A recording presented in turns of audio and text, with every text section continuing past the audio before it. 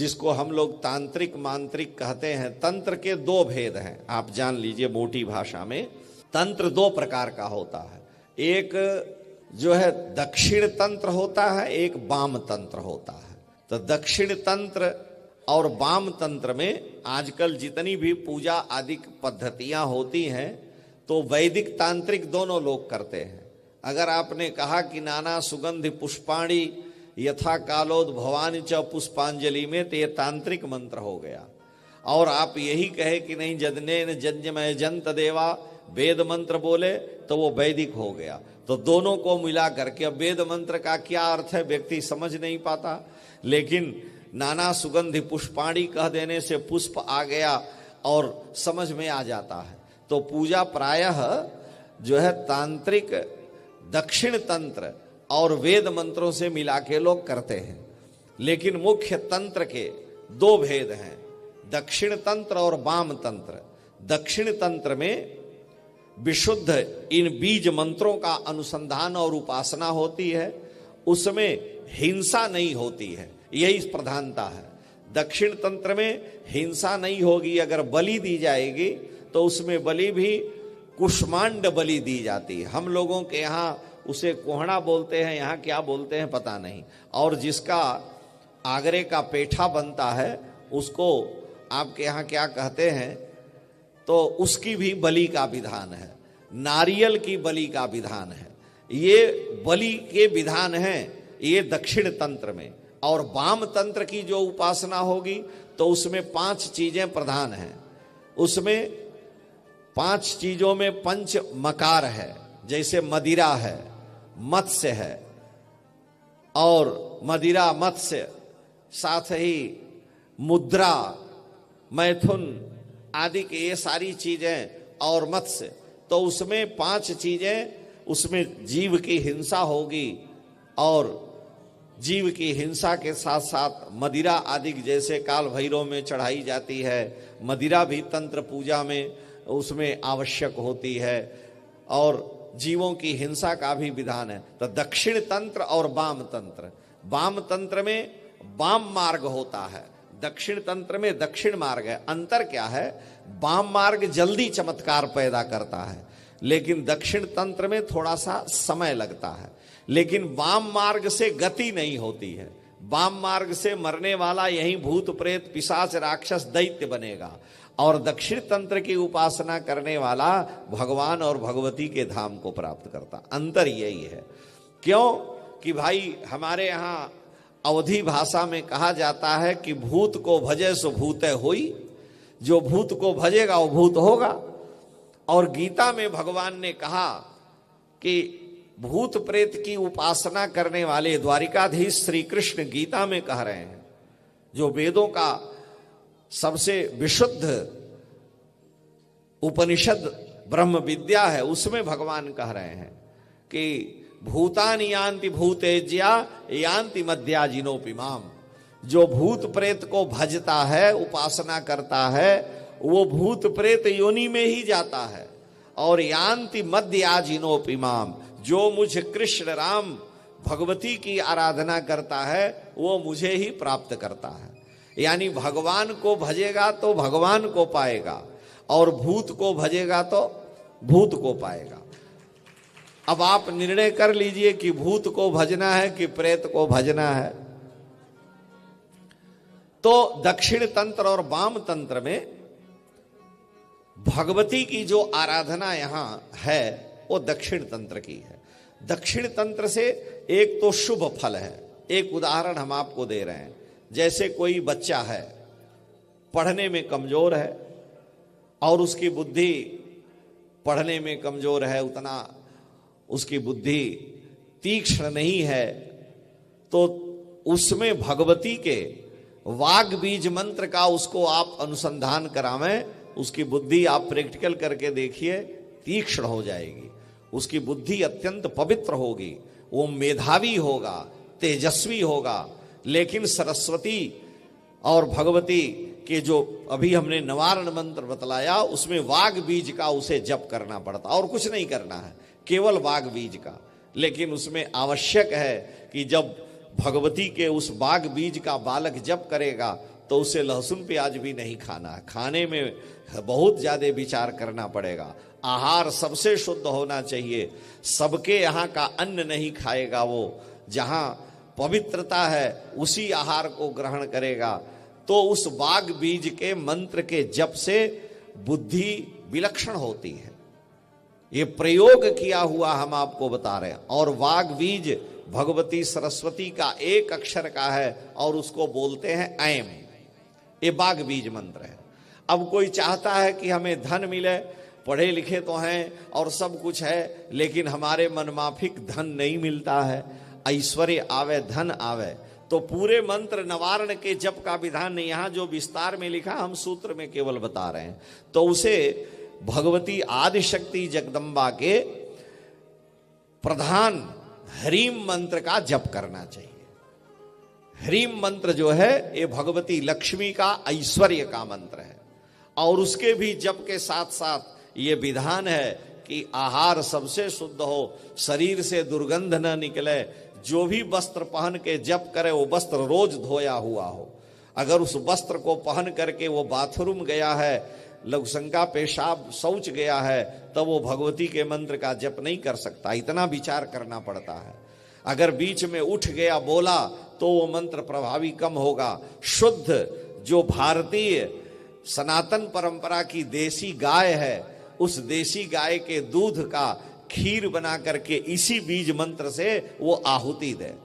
दरिद्रता घर में आ ही नहीं सकती। मनुष्य के संकल्प की सिद्धि होगी, लेकिन वो करे क्या? कहता है महाराज रोज तो करते हैं, 1 किलो लहसुन खा गया, आधा किलो प्याज खा गया, और कहता है कि सब देवी की आराधना करते हैं, कोई प्रभाव नहीं दिखता है। चलो भाई लहसुन प्याज आपने छोड़ दिया, लेकिन वही पैंट पहन के रोज काम करता है, वही पैंट पहन के बाथरूम जाता है, वही आता और कहता है पूरा प्रभाव नहीं मिला।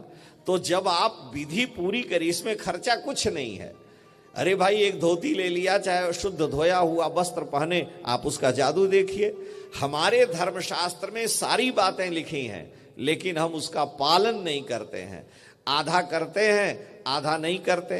तो राम राम कहो तो भी भगवान सुन लेंगे, लाम लाम कहो तो भी वो सुन लेंगे, क्योंकि चींटी के पग नूपुर बाजे सो भी साईं सुनता है, वो तो समझ लेंगे। लेकिन मंत्र में अगर एक अक्षर भी कहीं वो शुद्धि हुई तो मंत्र में क्षमा नाम की चीज नहीं है। मंत्र में तो आपको बहुत विचार करना पड़ेगा। तो ह्रीम, किसी को भी अगर व्यक्ति परेशान है और 8 वर्ष से अधिक आयु होनी चाहिए, शर्त यह है, और उसके साथ आप करिए ह्रीम मंत्र का जप करके और उसका आहुति दे भगवती का, तो उसका प्रभाव उसे दिखेगा।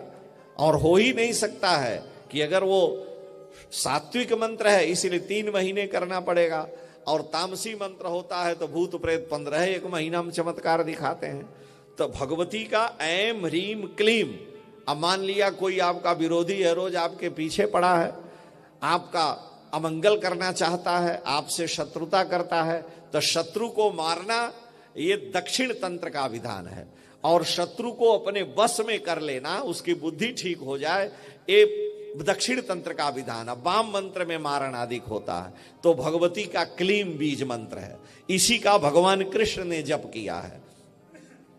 और क्लीम मंत्र के जप से ही श्री कृष्ण का भी जो मंत्र है उसमें क्लीम कृष्णाय गोपी जन वल्लभाय स्वाहा, तो भगवान का मंत्र है। क्लीम बीज से आकर्षण होता है, क्लीम बीज आकर्षण का है। आप क्लीम बीज केवल एक अक्षर मंत्र का जप करें। अब जप कैसे करना है तो उसे किसी गुरु की शरण में जाए, और सब बता देंगे तो फिर गुरुआई कहाँ रह जाएगी। इसलिए कुछ तो बिल्ली ने शेर को सब सिखा दिया, लेकिन पेड़ पर चढ़ना नहीं सिखाया।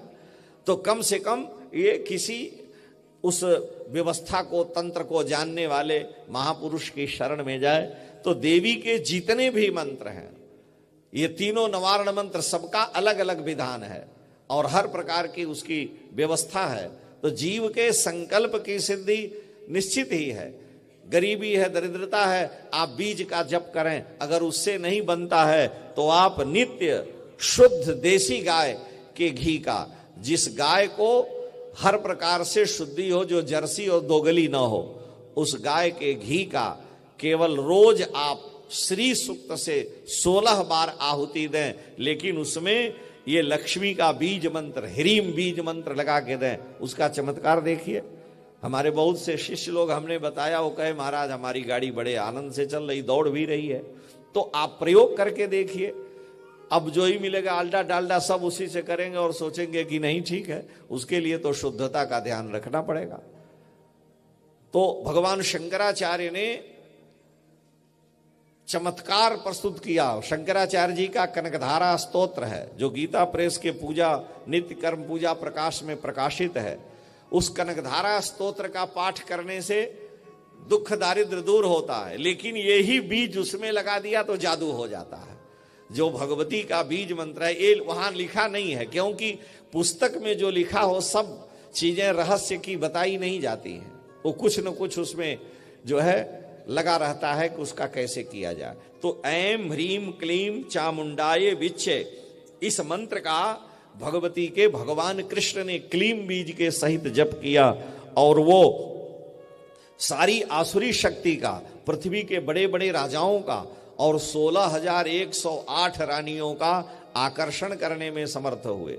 जितनी गोपियां हैं, श्री कृष्ण को अगर एक बार देख लिया तो फिर उनको घर परिवार सब भूल जाता है। लखी जिन लाल की मुस्कान, तिनहि बिसरी वेद विधि आचार पूजा ज्ञान। एक बार अगर बंसीधर श्री कृष्ण की मंगलमयी छवि, अधरों पर बंसी रखी है, त्रिभंग ललित मुद्रा में खड़े हैं, मोर मुकुट मकराकृत कुंडल है और पीतांबर उनके दिव्य विग्रह की शोभा बढ़ा रहा है, मंद मंद मुस्कुराते हुए अगर छवि को देख लिया तो ठाकुर जी के नाम और मंत्र में ऐसी दिव्यता है कि वो खींच लेगा तो सब छोड़ छाड़ के व्यक्ति मतवाला हो जाता है। तेरी मंद मंद मुस्कनिया पे बलिहार प्यारे जो, बलिहार प्यारे जो। तेरी मंद मंद मुस्कनिया पे बलिहार प्यारे जो, बलिहार प्यारे जो। तेरी मंद मंद मुस्कनिया पे, तेरी मंद मंद मुस्कनिया पे बलिहार प्यारे जो, बलिहार प्यारे जो, बलिहार प्यारे जो, बलिहार प्यारे जो।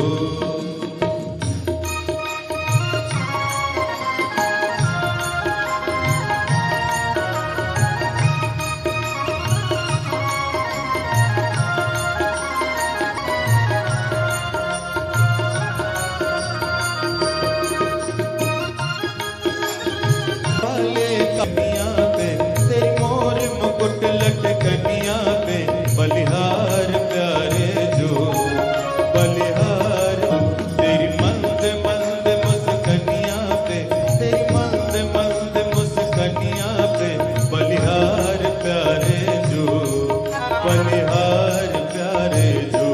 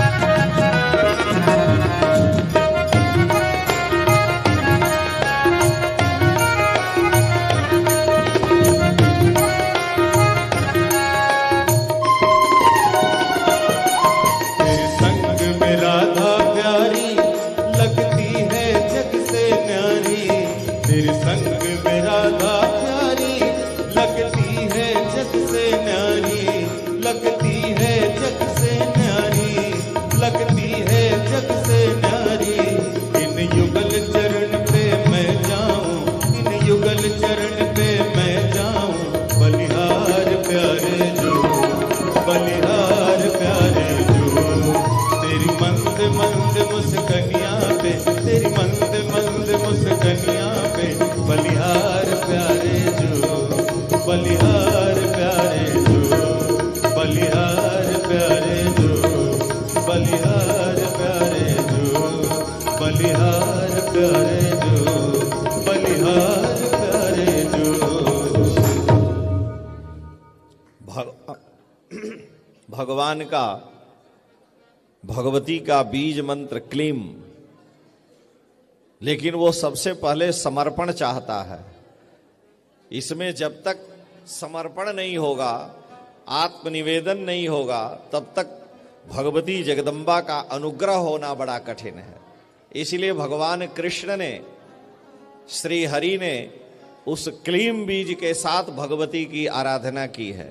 तो ऐम ह्रीम क्लीम ये बड़े प्रभावशाली हैं, जो जगदम्बा की आराधना के विशिष्ट मंत्र हैं। हाँ, अब शर्त यह है कि उसमें अनन्यता होनी चाहिए। अनन्यता का तात्पर्य यह है कि हम जिसकी आराधना करें उसके अनन्य हो जाएं, उसके हो जाएं।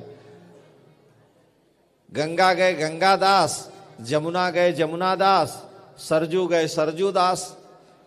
तो जहां गए वहीं के बन गए। तो गंगा गए गंगादास, सरजू गए सरजूदास, जमुना गए जमुनादास, जहां देखी भरी परात वहीं बिताई सारी रात। तो इससे काम नहीं बनने वाला है। अब तो वहां एक ही साधे सब सधे, सब साधे सब जाए, गह पकड़ा जब मूल को, तब फूले फले अघाए। भगवान का भगवती के प्रेम के लिए जो बीज का चमत्कार है, उसके लिए भगवान और भगवती तो हमें अपना बनाए हैं, लेकिन हम उनको अपना कितना मानते हैं ये हमारे ऊपर है। हमारा उनसे कितना प्रेम है ये बड़ी विलक्षण बात है। भगवान का तो जीव अंश है, ईश्वर अंश जीव अविनाशी, चेतन अमल सहज सुख राशि। भगवान से ठाकुर जी का कभी ऐसा है ही नहीं बिलगाव हो, लेकिन अब हम उनको अपना माने, हम उनकी शरण ग्रहण करें, हम उनसे उन्हें अपना बना लें, तो सारे संकल्प दुख दारिद्र सब दूर हो जाएगा। इसीलिए किसी कवि ने कहा है कि तुम्हें हम तो अपना बनाए हुए हैं, ठाकुर के शब्दों में, कि तुम्हें हम तो अपना बनाए हुए हैं, हमें तुम भी अपना बना करके देखो। तुम्हें हम तो अपना बनाए हुए हैं, हमें तुम भी अपना बना करके देखो।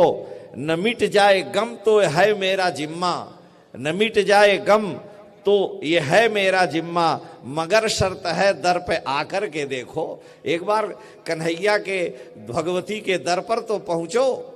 हमें तुम्हें हम तो अपना बनाए हुए हैं, हमें तुम भी अपना बना करके देखो। न मिट जाए गम तो है मेरा जिम्मा, मगर शर्त है दर पे आकर के देखो। भुलाना हमें, ठाकुर क्या कहते हैं भगवती, भुलाना हमें इतना आसान नहीं है, भुलाना हमें इतना आसान नहीं है आशा तो हमको भुला करके देखो। अगर भुलाना आसान है तो भुला जाओ। भुलाना हमको इतना आसान नहीं है आशा तो हमको भुला करके देखो। सियासत में प्रेम की बाजीगरी का तमाशा करीब से आकर के देखो। इस प्रेम गली में पास में आकर के ही पता चलता है। प्रेम गली अति साकरी यामे दुई न समाए। श्रद्धा में, समर्पण में, मोहब्बत का जज्बा जगा करके देखो। कभी दिल को तुम दिल बना करके देखो। हो तुम भी तभी तक कि जब तक कि हम हैं, हो तुम भी तभी तक कि जब तक कि हम हैं। न मानो तो हमको मिटा करके देखो। जहां हम गया वहां भगवती भगवान की कृपा हुई है। इसलिए कोई मुझ पे इल्जाम भरने से पहले वफाएं मेरी आजमा करके देखो। तुम्हें हम तो अपना बनाए हुए हैं, हमें तुम भी अपना बना करके देखो। ठाकुर जी के लिए वो आवश्यक है बीज में आप जब तक समर्पण नहीं होंगे तब तक वो चमत्कार नहीं आएगा।